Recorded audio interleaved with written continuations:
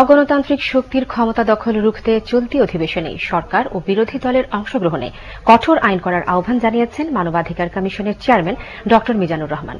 এ সময় তিনি কতিপয় বিপথগামী সেনা সদস্যদের ব্যর্থ সেনা অভ্যুত্থানের চেষ্টা দেশের জন্য সতর্ক বার্তা বলে মন্তব্য করেন। সকালে সরকারি সেবা ও নাগরিক অধিকার সুরক্ষায় জাতীয় কনভেনশনে তিনি এই মত দেন। কাউসার শাহিনের রিপোর্ট। সম্প্রতি সেনা অভ্যুত্থানের চেষ্টা ব্যর্থ করে দেয় সেনাবাহিনীকে ধন্যবাদ জানান মানবাধিকার কমিশনের চেয়ারম্যান। কোনো অগণতান্ত্রিক শক্তি যাতে ক্ষমতায় আসতে না পারে সেজন্য সবাইকে সতর্ক থাকার পরামর্শ দেন ড মিজানুর রহমান।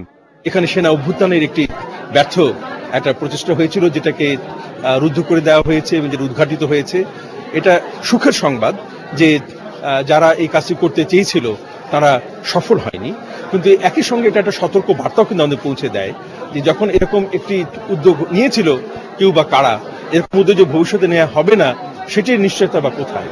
সেমিনারে বিশিষ্ট অর্থনীতিবিদ এম আকাশ বলেন, সংবিধানে জনগণের কল্যাণের কথা বলা আছে, কিন্তু তা বাস্তবায়ন হচ্ছে না। এজন্য তিনি সঠিক নেতৃত্ব তৈরি না হওয়া ও দুর্নীতিকে দায়ী করেন। প্রপার লিডারশিপ যদি আমরা তৈরি করতে না পারি, তাহলে আমাদের দেশ, এই যে আমরা স্বপ্ন দেখেছি, আমরা ডিজিটাল বাংলাদেশের কথা বলি, তাহলে আরেকটা জিনিস হয়ে যাবে। সেটা কি? সেটা নিশ্চয়ই এইসব ম্লান ও মুড়ো মুখ চিরকাল ম্লান মুড়ো মুখ থাকবে না। এখন আমরা বিদ্রোহের পথেই যাব। ইউরোপিয়ান ইউনিয়নের সহায়তায় অক্সফাম ও গভর্নেন্স কোয়ালিশন রাজধানীর বিয়াম মিলনায়তনে এই সেমিনারের আয়োজন করে।